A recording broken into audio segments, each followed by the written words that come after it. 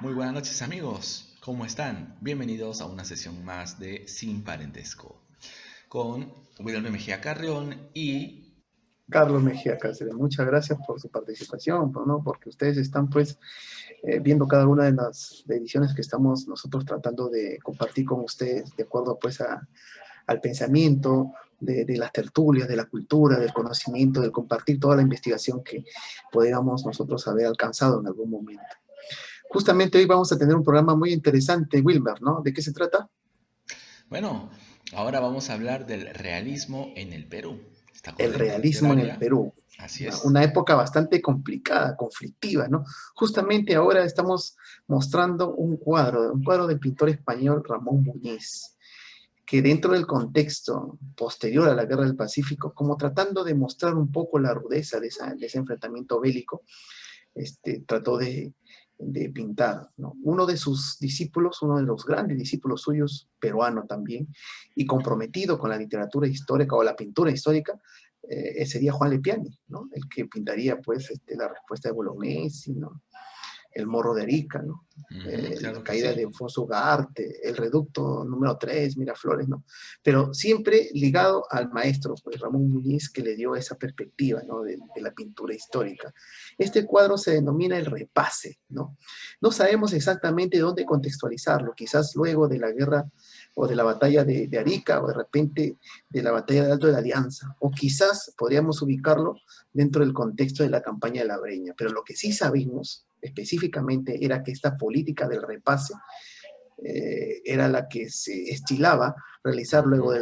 de la confrontación, ¿no? Cuando el enemigo estaba herido, ¿no? En vez de tomarlo prisionero y se había costado mucho llegar a esa posición, de repente entonces la orden era pasar nuevamente por el campo de batalla y ultimar a los heridos, ¿no? Aquí vemos un cuadro muy representativo, Wilmer, ¿eh? Aquí mostramos, aparte de la sensibilidad, mostramos pues una clara realidad, además de que aún siguen combatiendo algunos defensores, podemos decir, por el uniforme peruano Ujú. de blanco, ¿no? Vemos que uno de los caídos, ¿no? Al costado está pues su mujer, las famosas rabonas que acompañaban a los soldados, ¿no? Y Así es. suplicándole al enemigo que no lo intime, que no lo mate, que no termine clavándole la bayoneta en el corazón, ¿no? En el pecho y en el corazón. Y al costado un bebé que un niño muy pequeño que ha nacido de repente como producto de ese amor, de ese sentimiento durante la campaña, durante las largas caminatas de la campaña. ¿Y por qué hacemos este tipo de, de presentación, Wilmer? Porque el contexto de la Guerra del Pacífico fue determinante para la aparición del realismo en el Perú, ¿verdad?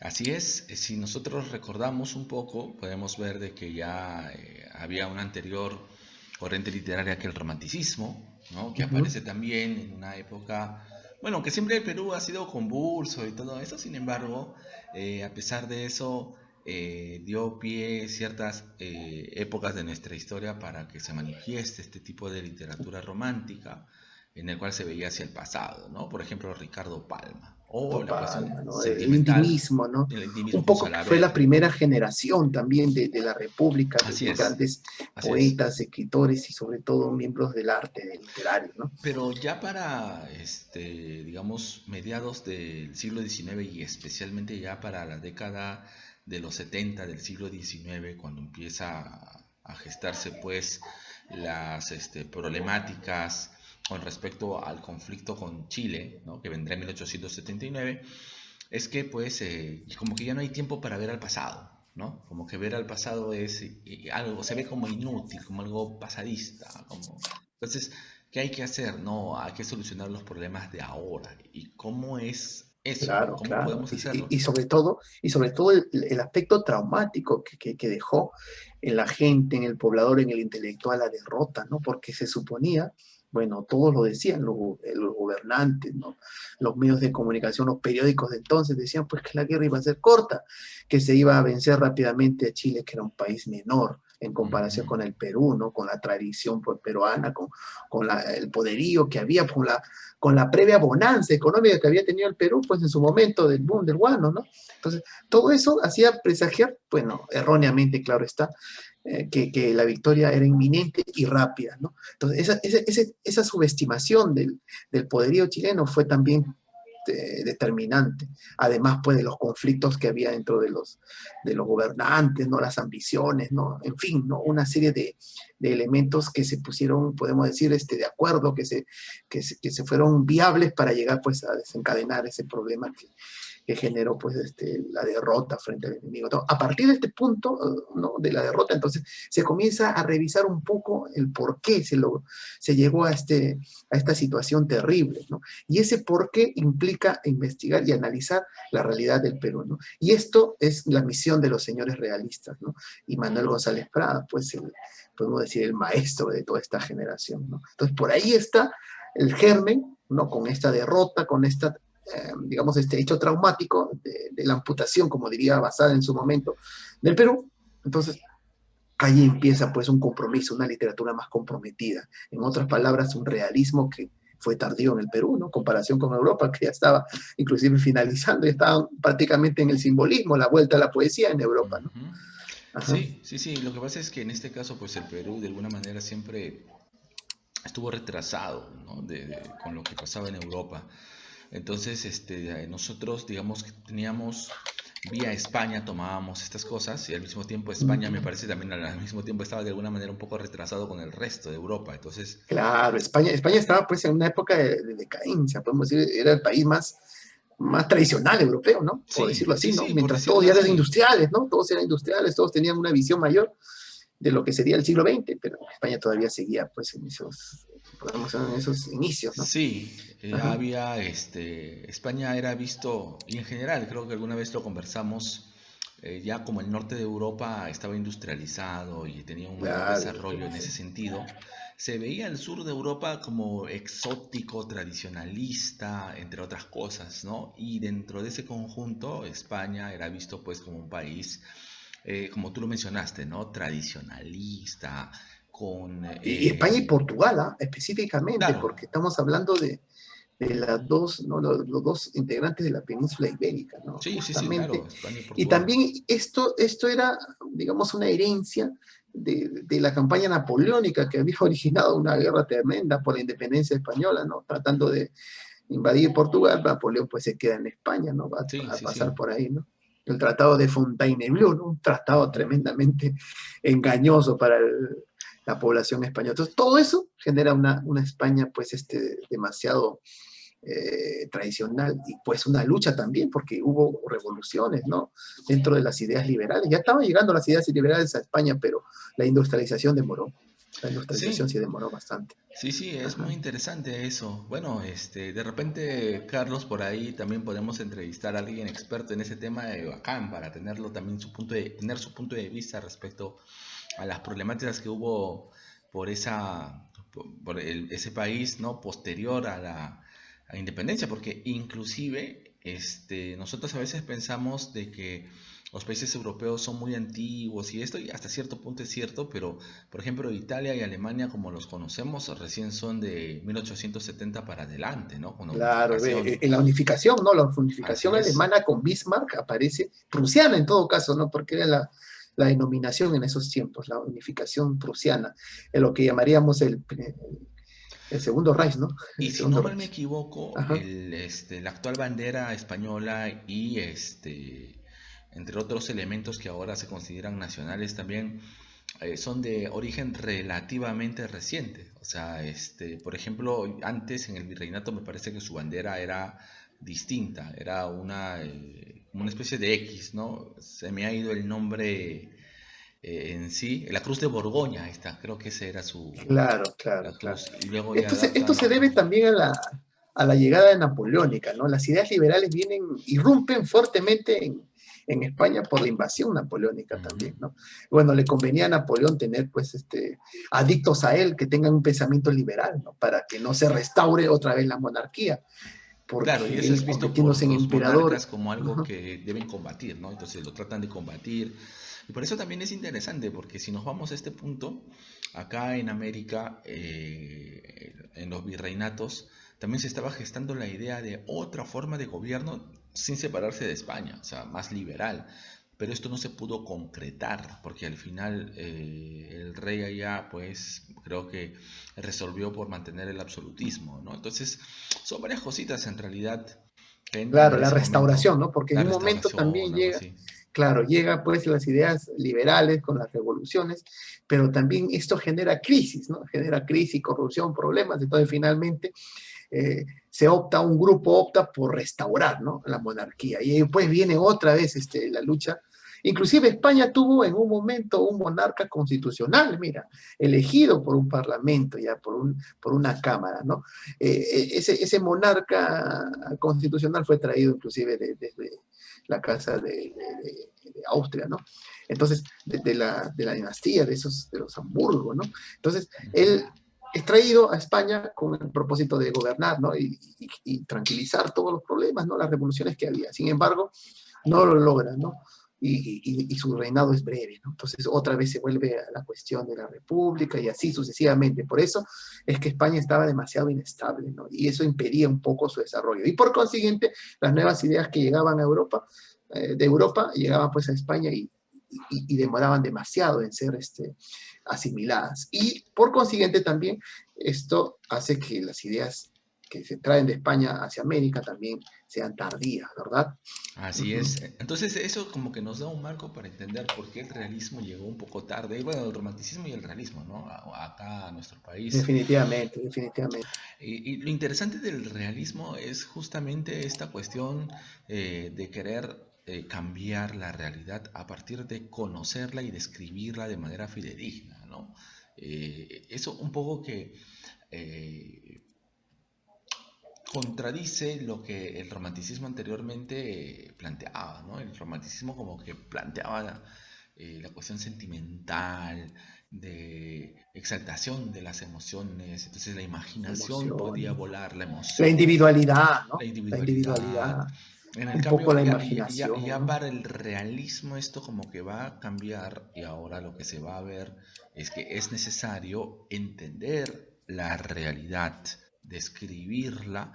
Ya no importa mucho las emociones del autor, sino describir la realidad tal como es. Y para esto se tomaba una serie de ideas, un marco teórico que venía del positivismo, inclusive en esos momentos, pues la ciencia positiva que había planteado Comte, ¿no? Era la sociología. Entonces, también por ahí se toma Esto algo. alimentado con las ideas científicas, ¿no? Los naturalistas, como las ideas evolutivas de la sociedad, ¿no? Alimentado con eso, creo que se hace mayormente, con mayor difusión se da, ¿no? A lo largo de Europa, ¿no? Claro, claro, esas ideas son muy interesantes. Inclusive Manuel González Prada también se declara pues un hombre que está comprometido con el progreso del mundo, que es la ciencia, ¿no? Y por eso también tiene una mirada anticlerical, ¿no? Un poco el odio hacia el aspecto eclesial, religioso, porque han generado mucho conservadurismo y al mismo tiempo mucho daño al indio, porque él considera que el verdadero poblador del Perú no es el que vive en la franja entre el Ujú, Pacífico, la franja angosta entre el Pacífico y los Andes, así que sería es. la costa, sino más bien el poblador andino. Ese era el llamado a defender la patria, pero como no conocía, no sabía lo que era la patria y estaba siendo dañado, explotado, vilipendiado por sus amos, sus hacendados o de repente por los gamonales.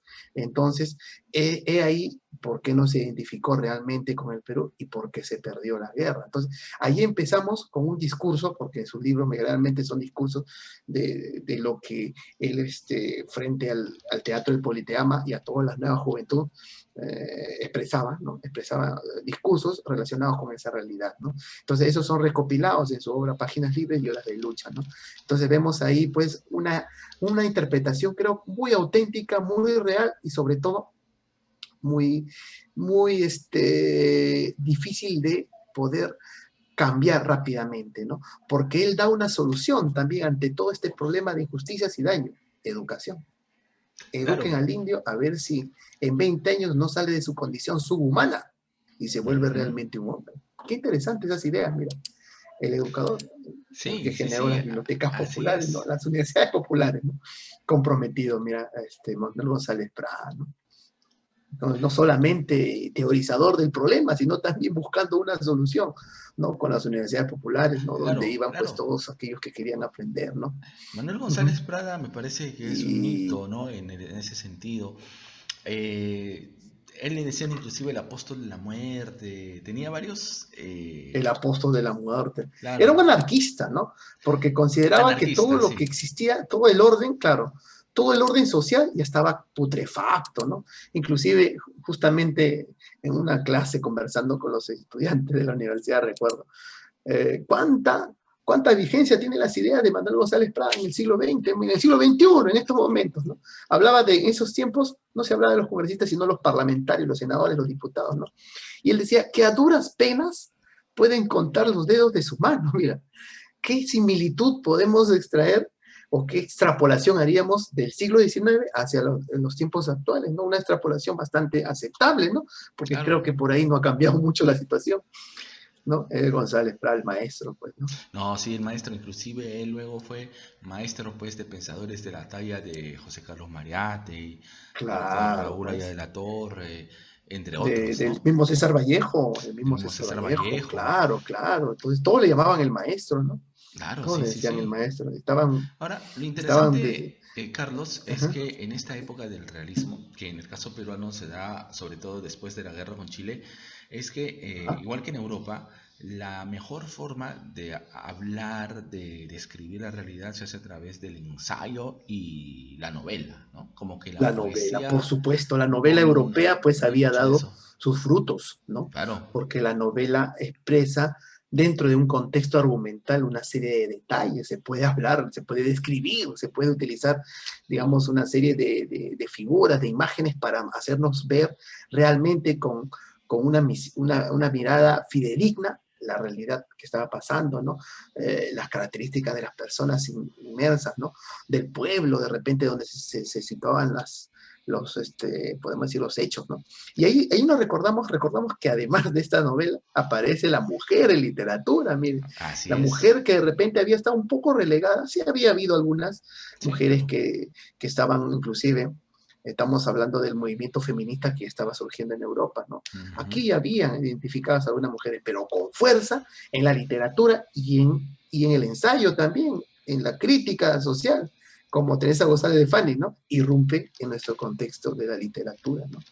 ¿No? Clorinda Mato de Turner, una de las representantes y muy importantes. Mercedes Cabello, una Así más, es, ¿no? así es. Teresa Mira, González de Carlos, lo Fanny. Mira, interesante uh-huh. que yo particularmente veo en esto es que mientras que en Europa, con sus limitaciones y todo obviamente, la participación de la mujer en literatura ya venía desde el romanticismo Desde el romanticismo, y sí es hay cierto. antes todavía un Uh-huh. poco, porque recordemos que la madre de Mary Shelley, la famosa creadora de Frankenstein, de la cual ya hemos hablado, era Mary Wollstonecraft. Y ella es una precursora, una de las iniciadoras del pensamiento feminista. Sí, sí, sí, sí, Y eso sí. estamos En hablando Francia también, en ahora que me hace Francia recordar, también. en Francia estaba Aurora Dupin, Ujú. que tenía pues el seudónimo George Sand, que era la amante, la amada, ¿no? Un tiempo de Chopin, mira, uno de los pintores, o uno de los, perdón, músicos de esos tiempos, ¿no? Entonces, miren, ya la mujer estaba posicionándose un poco, aunque ligeramente, eso sí, pero aquí Claro, claro. todavía era más complicado, ¿no? Pero como te digo, irrumpe la mujer con fuerza dentro del contexto de la posguerra, justamente cuando las ideas del realismo están pues florando, ¿no? Por todos lados, y buenas novelas, como podemos decir, ¿no? Grandes novelas. Mercedes Cabello nos hablaría de El Conspirador, la imagen fidedigna de Nicolás de Piérola, ¿no? ¿Qué es lo que busca el conspirador, ¿no? ¿Qué es lo que quiere un conspirador para llegar al poder? Si no puedes entrar por la puerta, entra por la ventana, arrójate por la Ujú. ventana, pero lógralo, ¿no? Ahora, lo que nos decía, mira, más o menos algo parecido. ¿Qué decía? El conspirador, el que quiere llegar al poder, no, tiene que explotar las pasiones del pueblo. El pueblo ama a quien le señala con el dedo, él es el culpable. Entonces, allí uno genera, pues, digamos, un aliado entre la muchedumbre. No, mira, qué interesante, porque Mercedes Cabello lo dice tomando directamente las actitudes de Nicolás de Piérola, por eso que fue censurada, ¿no? Ella tenía, me acuerdo, investigando algo, tenía una imprenta para mujeres, ¿no? Claro. Había dirigido una imprenta para mujeres y finalmente no es perseguida, son quemados sus libros y sobre todo son quemadas su empresa, ¿no? La empresa que había formado, ¿no? Su imprenta, ¿no? ¿No? Recluida inclusive el Arco Herrera finalmente, ¿no? O sea, Claro. mira la represión que hubo, ¿no? En esos tiempos.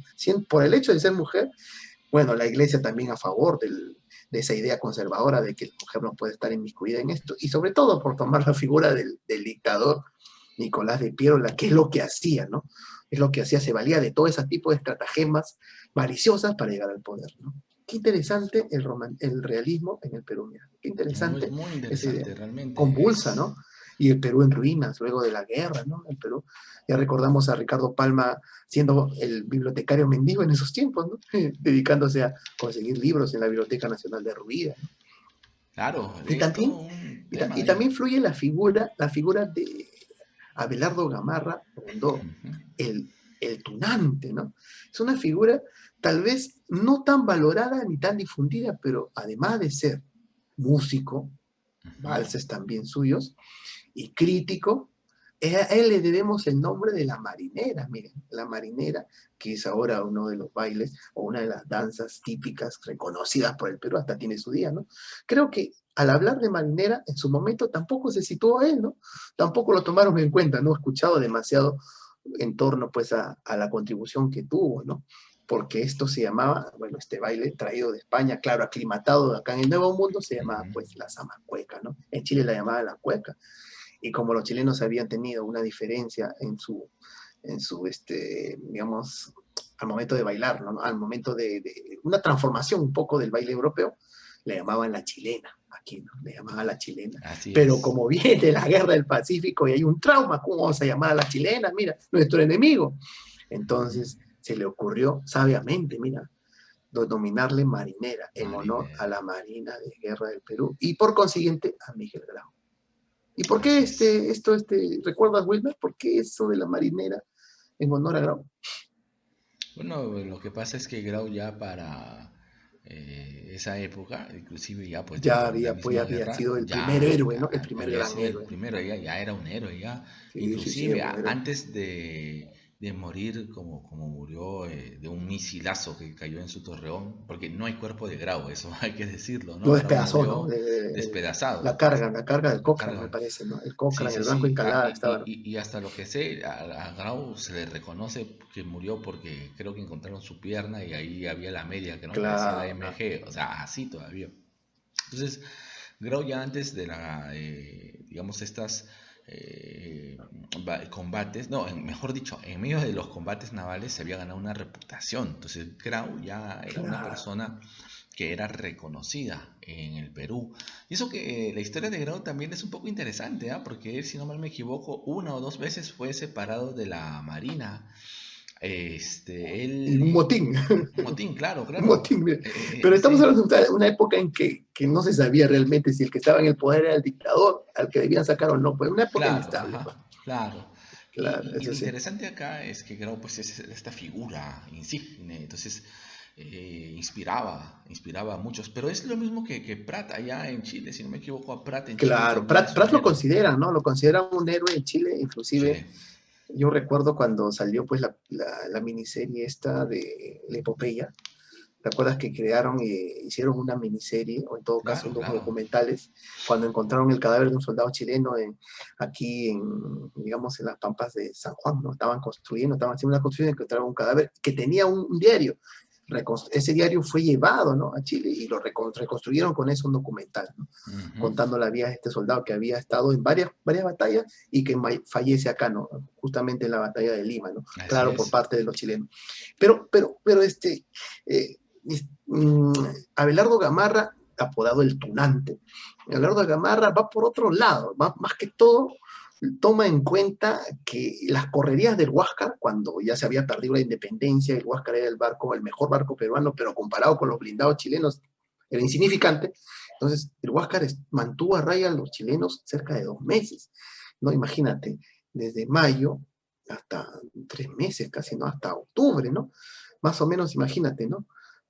Junio, julio, por ahí, ¿no? Agosto, septiembre, ¿no? Unos meses estuvo él enfrentando al invasor, pero ¿cómo lo hacía?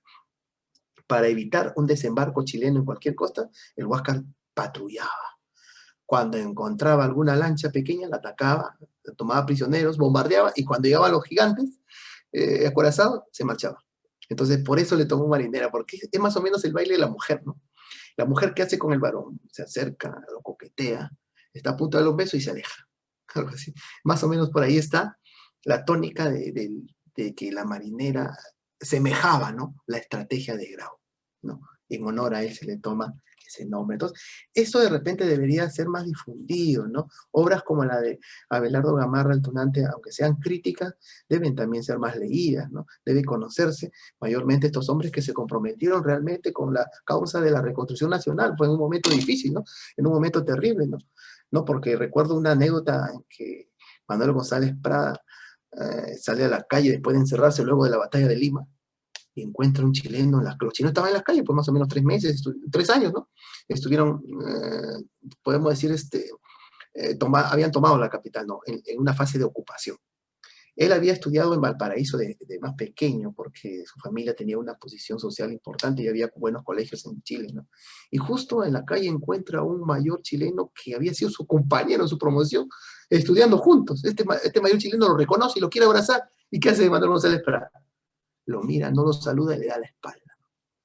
Ahí está la impotencia, la cólera de primero la nación y luego pues lo personal.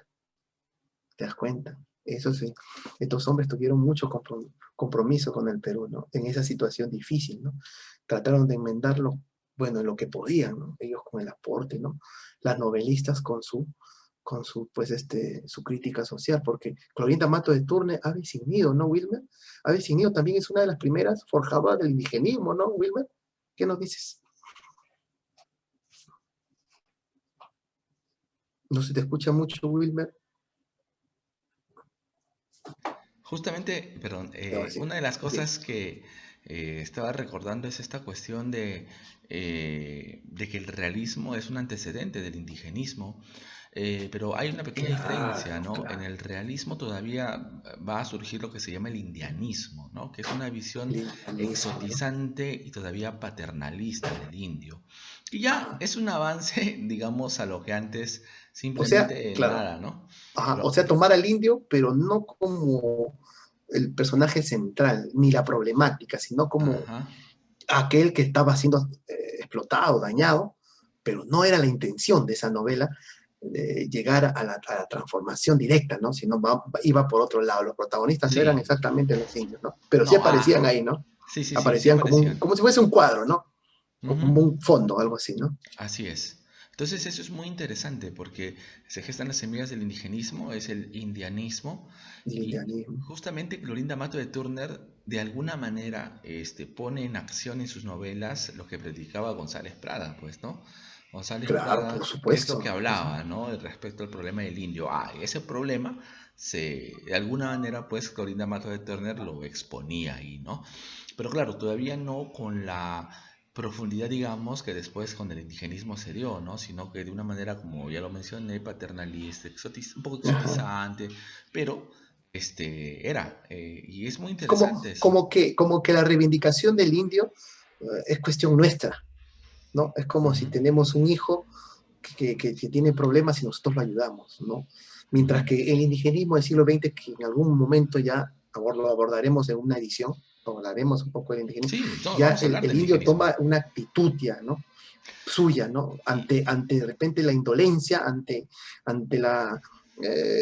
digamos, el abuso, entonces toma una propia actitud. Entonces él ya puede ya decidir sobre su futuro, ¿no? Es ahí la sí, sí, diferencia un sí, poco, claro. ¿no? Mira, por Ahora, eso que me hablaba del paternalismo me recordé un poco eso.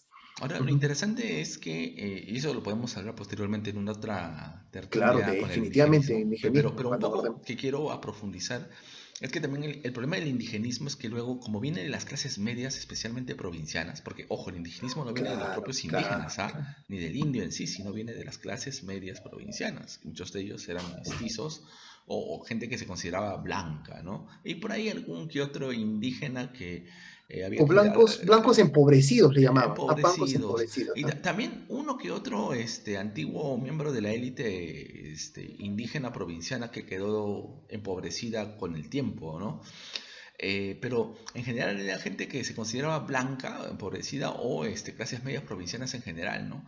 Entonces, ¿qué pasaba? Que tienen una visión muy romantizada del indígena, justamente, y yo particularmente veo de que todavía nuestra educación está muy ceñida cuando hablamos del indígena con respecto a la visión que nos dieron en el siglo XIX, ¿no? Por ejemplo, esa visión Claro, del indígena afligido, triste, eso viene del siglo XIX, siglo XIX. la visión del, Silencioso, sí, silencioso. silencioso, la idea del indígena que era, digámoslo así, ordenado pero autómata, tipo robot, ¿no? Entonces, Ahí aparece, ya que también, me estás hablando de eso, me recuerda un poco, bueno, que Chocano es un poco ya modernista, el problema seguía latente, eso sí.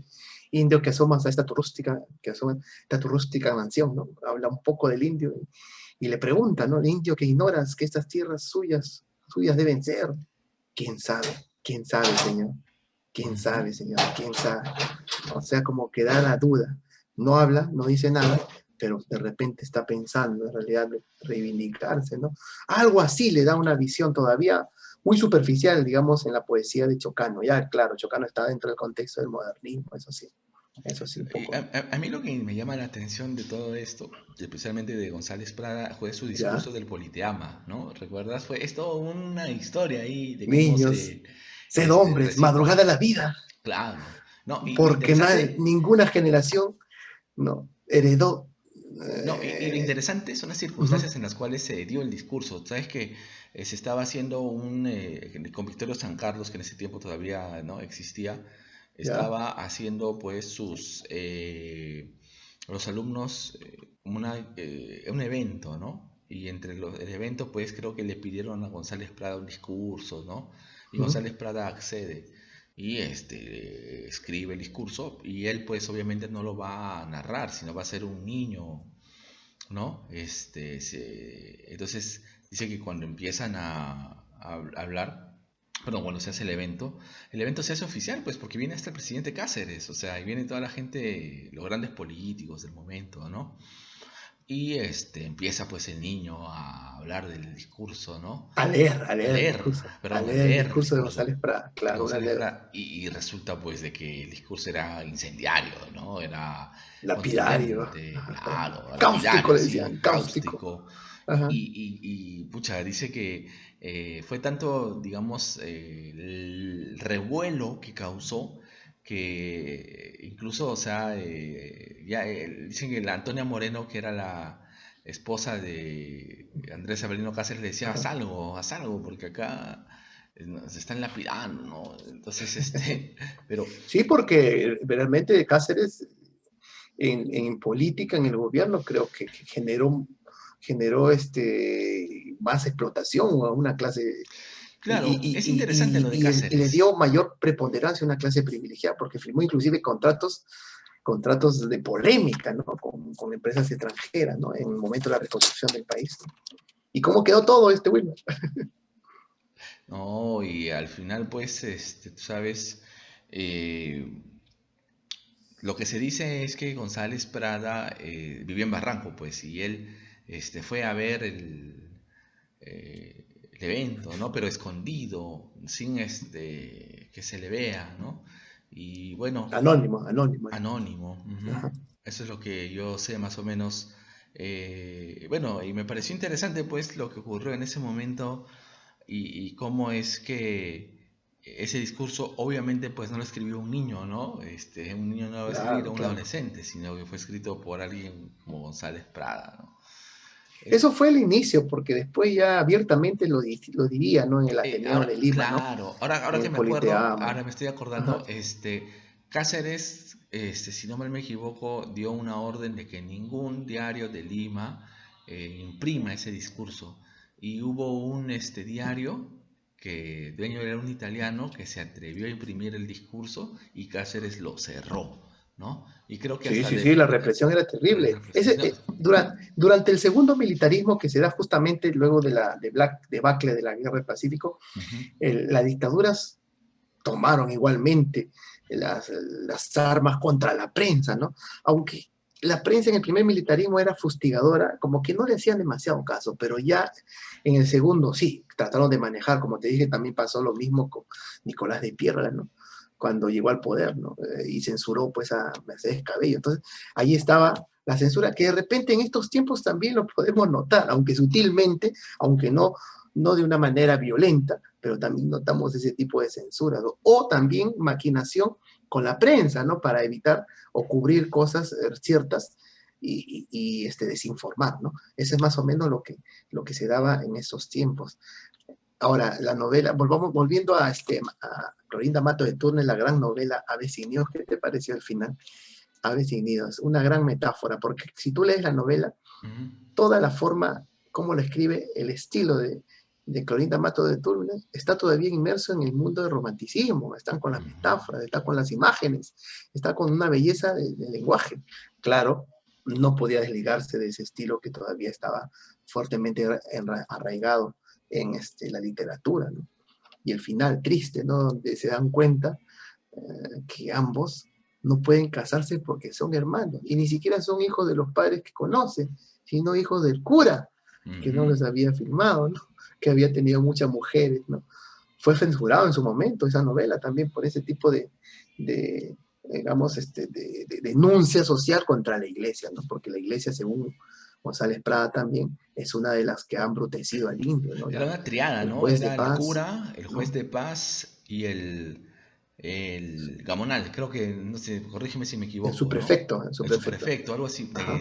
Ahorita se me ha ido, pero sí, pues era Claro, una tres triada. autoridades, las autoridades que habían en los pueblos, ¿no? En los pueblos había Ujú. todo ese tipo de cosas. Uh-huh. El jefe de los gendarmes también, ¿no? El jefe de los Sí, gendarmes que pero eran él los, ponía tres, ¿no? Tres ahí, la triada la embrutecedora del triada, que indio. Que él, justamente eran los culpables de que el los indio. culpables de la ignorancia, del daño que había sucedido con ellos, ¿no? De mantenerlos pues en una especie de semibarbarie, ¿no? Prácticamente, ¿no? Porque esa semibarbarie convenía, ¿no? Para utilizarlos a ellos en las faenas, en los trabajos, ¿no? Para abusarlos, ¿no?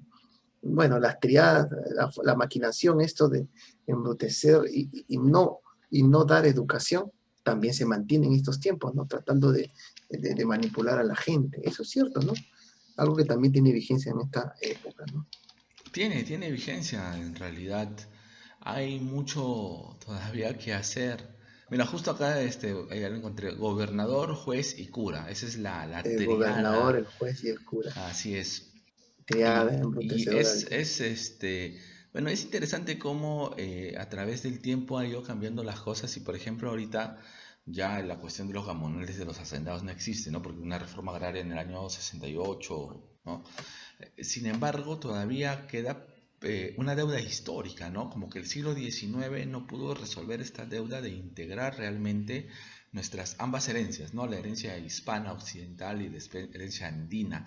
Y esa deuda histórica Todavía ahorita sigue esa, todavía ¿no? sigue pendiente para el siglo XXI. Entonces, es muy interesante en realidad, a partir de la literatura, a partir de la historia, entender estas problemáticas de nuestro país. Claro. Eh, y, y Estos hombres comprometidos realmente dejaron las bases para que las nuevas generaciones transformen las cosas. claro, La claro. transformación que se ha hecho mayormente ha sido, aunque haya sido sutil o breve o no total, ha sido producto también del trabajo de los ideólogos. Si hubo un indigenismo posterior, es que ya se sentó las bases en el realismo de esto, de este problema. Y si este indigenismo generó mejores, digamos, expectativas legales para el indio, fue también porque eh, los intelectuales se pusieron de acuerdo y trabajaron en ello, ¿no? Ujú. Aunque no llegaron al poder de repente como para tomar las decisiones finales, pero sí ese avance que se ha dado es producto del trabajo de todos estos hombres, ¿no? Porque el arte en realidad pues busca el cambio social, pero para la posteridad, no en su momento, no busca la irrupción violenta, ¿no? El caos directamente, pero sí con la educación, de repente con la reflexión, la transformación social lenta, gradual, ¿no? Eso es cierto, y por eso lo reconocemos, ¿no? Por eso todavía los tenemos en mente, a Así González es, Prada, así a todos es. ellos, ¿no?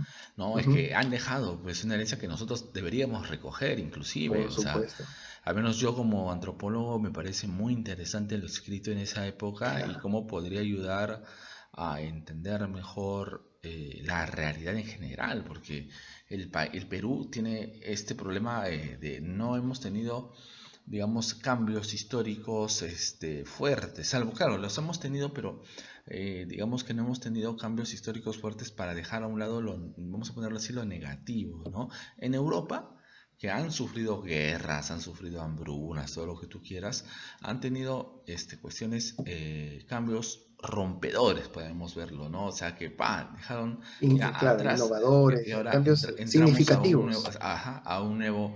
Nosotros también los hemos tenido, pero digamos que no han sido especialmente para avanzar a un país más integrado, sino muchas veces los cambios han sido para dejarnos muchas veces en menor, vamos a ponerlo así, en menor posición, en posición desventajosa con respecto a otros países, ¿no? Por ejemplo, la guerra con Chile fue un cambio fuerte con respecto al Inclusive, anterior. inclusive, mira, inclusive ya que me estás hablando de ese detalle, la interpretación chilena es que ellos nos hicieron un favor, ¿no?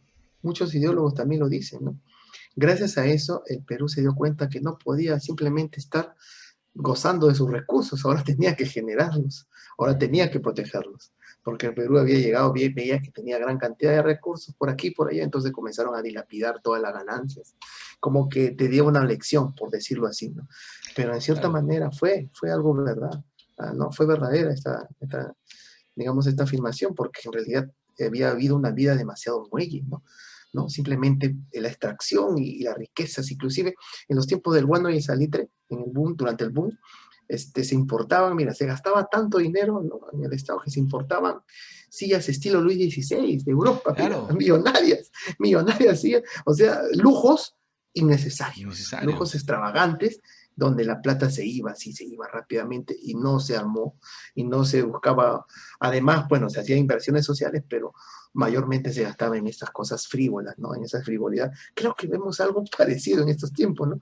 Se gasta en una gran cantidad de dinero en los medios de comunicación para tapar de repente la deficiencia del Estado, ¿no? Para darle recursos, en fin, ¿no? Por ahí vemos una misma política, aunque algo distinta, de acuerdo a los tiempos, ¿no? De acuerdo de repente a las exigencias, ¿no? Entonces, Claro, es interesante toda esta investigación y también un poco triste, ¿no? Al mismo tiempo nos hace ver que hemos avanzado un poco, pero de repente también hemos dado, si dos pasos adelante, hemos dado paso atrás también. Y ese es el detalle. Entonces, con eso no avanzamos demasiado. Pero algo más quería hablar también contigo, Wilmer. sí, dime. Teresa González de Fani, una Ujú. luchadora, una feminista, aparece también aquí con sus discursos analíticos sobre la mujer, ¿no? Teresa González de Fani, Juan Fani, el esposo suyo, muere acá defendiendo la capital, ¿no? Ella se queda viuda, ¿no? Y se da cuenta que las mujeres viudas se volvían un estorbo, se volvían en la pobreza total. No había cómo, digamos, cómo, digamos, tener algún tipo de sobrevivencia después de que moría el esposo. Entonces la idea era educar, ¿no? Educar a las mujeres para que se vuelvan productivas. Pero no una educación que ya había, una educación religiosa, que solamente las circunscribía al ámbito de ser buenas esposas, muy educadas y muy buenas padres para guiar a sus hijos, ¿no? No solamente en ese aspecto, porque así era la educación religiosa en esos tiempos, ¿no? La mujer Ujú. sabía pues tocar el piano, todo, pero con un afán simplemente de agradar al esposo y Ajá. también de educar a los hijos, ¿no? Entonces ella también es criticada, censurada en su momento, ¿no? Aunque sus artículos feministas son muy interesantes y funda un liceo, ¿no? El liceo que ahora le llamaríamos el Colegio Fanny, ¿no? Un colegio de mujeres, pero laico, el primero, mira, Mm, imagínense. Ahí está también interesantísimo. su contribución, mira, las mujeres así también aparecen en el realismo, ¿no? Se toma la rienda las mujeres también del cambio social, ¿no? Y por ese lado, sí logró, pues se logró un avance. Y por eso tenemos universitarias a comienzo del siglo XX, ¿no? Mujeres que llegaron a ser médicos, ingenieros, ¿no? Y podían solventar, tener una profesión y podían solventar su vida sin la necesidad de que un varón esté detrás de ella, ¿no? Porque si este varón le faltaba, la dejaba pues en una indigencia total, ¿no? Eso le pasó a ella misma, ¿no? Porque perdió al esposo durante el nefasto conflicto, ¿no? Aquí en la ciudad de Lima, ¿no? Interesante toda su contribución, Wilmer, mira. Tenemos tantas, ¿no? figuras notables. Tenemos figuras notables, inclusive justamente lo interesante es ver el papel de la mujer, su rol en esta parte de la historia, y porque al final la literatura, al menos yo recuerdo generalmente como me la enseñaron en el colegio, era de hombres, ¿no? Salvo Clorinda Matos de Turner, entre otras, no te Era muy, enseñaba ¿qué te mucho. puedo decir? Era una literatura muy, digamos, exquisita. Solamente 2 o 3 puntos de aquí se acabó, ¿no? Ajá, Y no comprendíamos realmente por qué se daba, ¿no? No, sí, el maestro, por ejemplo, nos decía, ¿por qué realismo, no? ajá, Simplemente estos escritores son realistas, entonces leíamos y como que quedamos en incertidumbre sí, y sí, sí. teníamos que por sí solos investigar y preguntarnos inclusive entre nosotros, aunque no lo sabíamos, ¿no? Porque también no teníamos en esos tiempos mucha información por internet, pero teníamos que buscar Mira, yo la verdad que empecé o sea, a mí siempre me gustó la literatura, ¿ah? Cuando estaba en el colegio Ujú. me encantaba que me dieran libros a leer, me encantaba leer las reseñas, todo, pero donde realmente empecé a leer y a interesarme más todavía fue en la academia, ¿no? En la academia me Claro, en acuerdo la que academia ahí definitivamente sí el todos hemos estado profesor ahí. sí te da un mejor nivel, pues, ¿no? En el colegio como que las cosas son un poco Es que eso nos faltaba, suavecitas, ¿no? Nos faltaba ver el panorama real, ¿no? Por eso es que claro. cuando se debe enseñar literatura, una vez creo que me hicieron una entrevista, le dije en Calo, creo que lo hemos visto. Entonces, el maestro, el que enseña literatura, debe crear todo ese marco contextual para que se entienda al personaje, al autor, al personaje, al protagonista, porque si no, no lo vamos a entender en forma aislada, va a ser complicado. Lo vamos a entender solamente la historia, Claro, pero no ajá. las otras implicancias, la historia del argumento, ¿no? Pero no las otras implicancias que están dentro de este argumento, ¿no? Las sociales, el porqué, las causas, el mensaje escondido del autor, en fin, ¿no? Esos Claro, detallitos. pero mira, lo interesante ¿Mm? es que a pesar de eso, o sea, sí, puedo decir que al menos tuve un par de profesoras en el colegio, Sí, sí, sí. mujeres, que sí, me dieron cierto rumbo, inclusive yo podría decir de que, bueno, y si lo ve le mando un saludo a mi profesora, que es otra Mejía sin parentesco, Astrid Sin parentesco. Mejía, sí, Hay sí, que sí, otra, entrevistarla hay que entrevistarla, de verdad. si la encontramos, la entrevistamos. Porque ella, a pesar como lo que te digo, el contexto del colegio, o sea,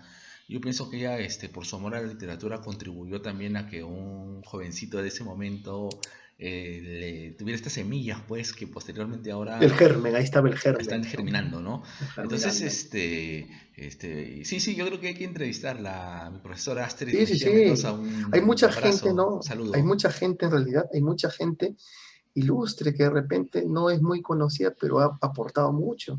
Claro, Yo también voy a tratar de ubicar a mi profesor, que recuerdo que leyó un poema en la clase y nunca había sido de su autoría, ¿no? Y nunca había visto a ningún profesor así en toda mi vida. Entonces eso me conmovió y me dio mucha más motivación para escribir, ¿no? La poesía. Ya no, que estamos hablando un poquito de poesía, mira, a Manuel González Prada lo conocemos como el crítico, fustigador, cáustico, anarquista, ¿no? En la prosa, en la cuestión del ensayo, ¿no? Frente a los problemas, a la situación y todo eso. Pero en la poesía, porque es un sí, gran es poeta, diferente. es diferente, es una transformación, porque él es uno de los pioneros de lo que vendría después la corriente llamada el modernismo. ¿Te Así parece es. si comparto algo Adelante. de la poesía del maestro? Claro, claro, Porque, adelante. claro, González Prada, pues. ajá, el maestro González Prada, de hecho, su poesía es, ¿no?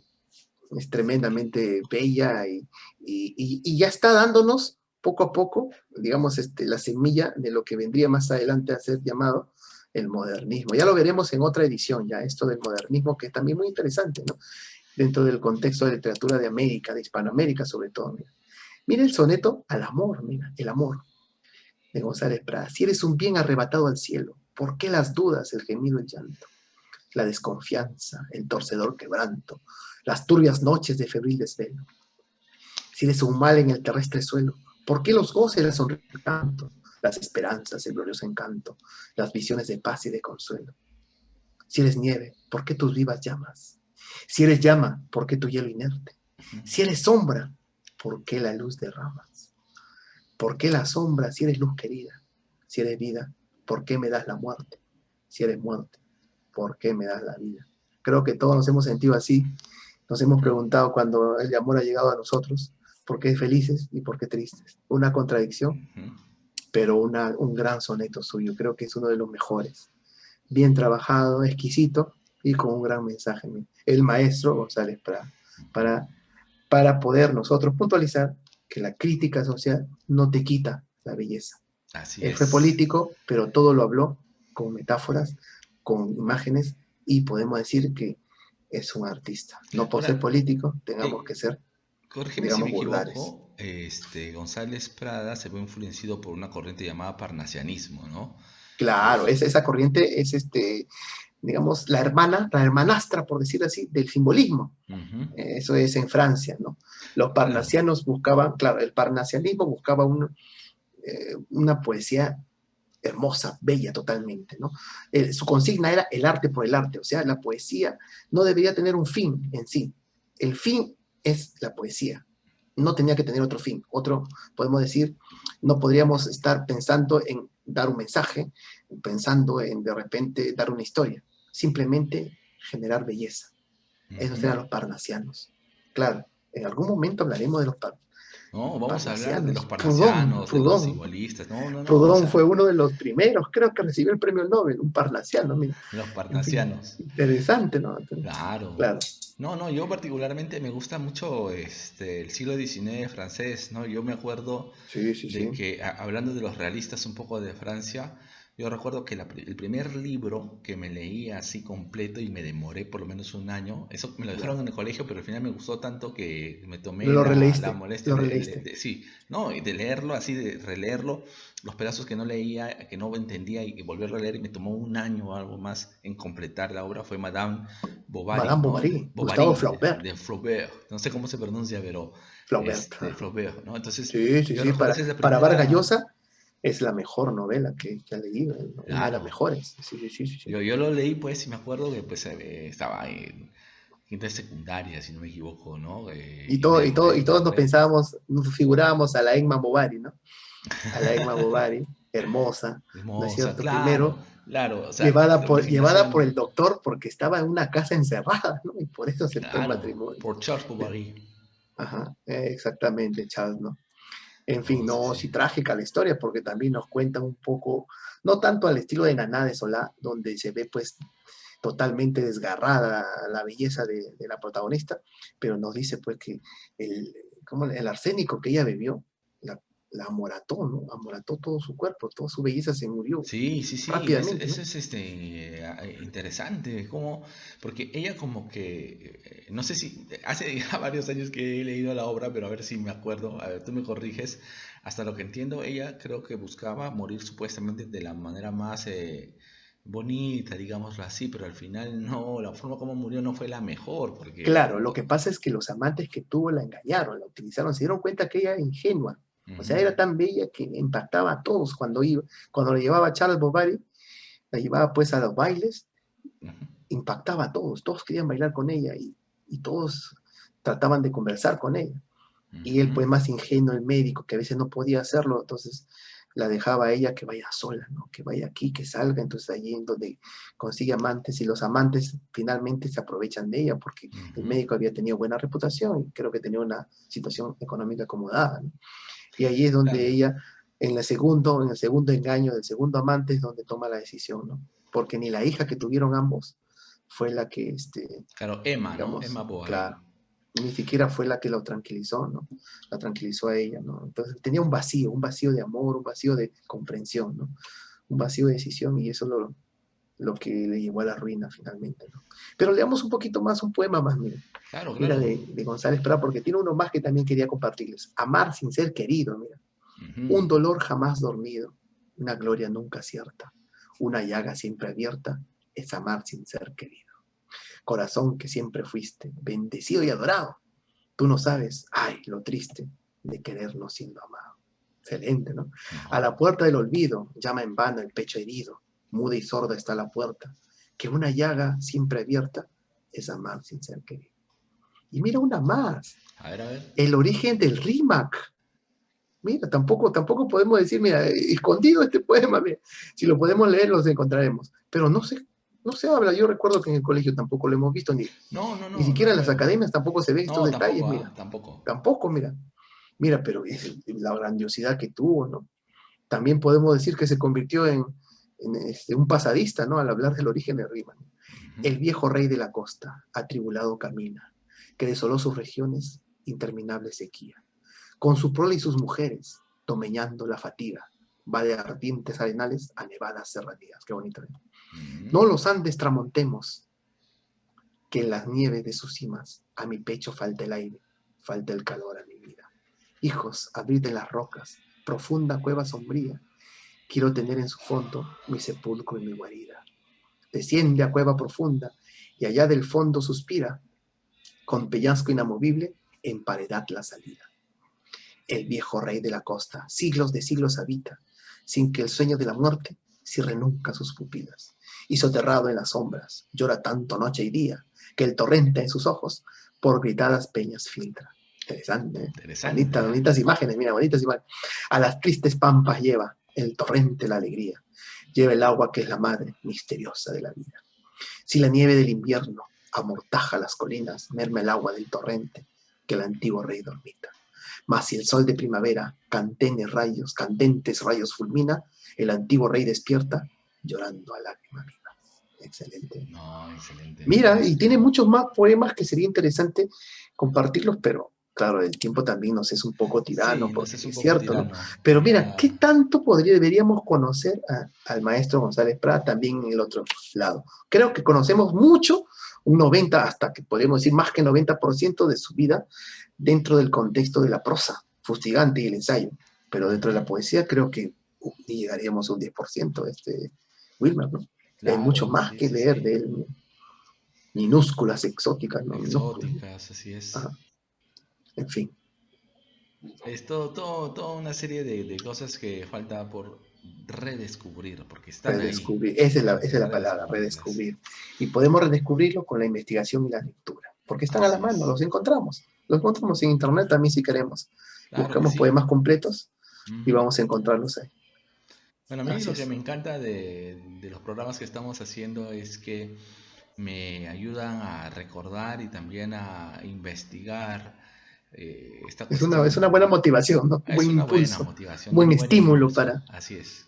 para Sobre irrigar todo, nuestros me recuerdos de las encanta, lecturas leídas, ¿no? Irrigar un claro, poco con las relecturas las lecturas, nuestro conocimiento que hemos podido adquirir en claro, algún momento, ¿no? así es. Y que Porque yo la queremos verdad seguir que pues lo adquiriendo. tenía, siempre me ha gustado la literatura, pero ya había dejado un poco de lado la cuestión de conocer un poco la historia de la literatura, los autores, y gracias a nuestros programas estoy reviviendo nuevamente mi pasión ahí por la literatura. Yo, yo tengo una frase, ¿no? Yo estoy casado con la antropología, pero mi amante es la literatura, ¿no? Un La amante y poco, la amante y la querida, ¿no? estoy parafraseando a Chekhov, porque Anton Chekhov también tenía, él era médico, pues, ¿Ya? y él también decía algo similar, ¿no? Que la medicina, casado con la medicina, Ta- pero como amante de la literatura, algo así tenía también. Entonces, por ahí, Eres como Julio Cetello, ¿no? Julio Cetello fue médico en realidad, ¿no?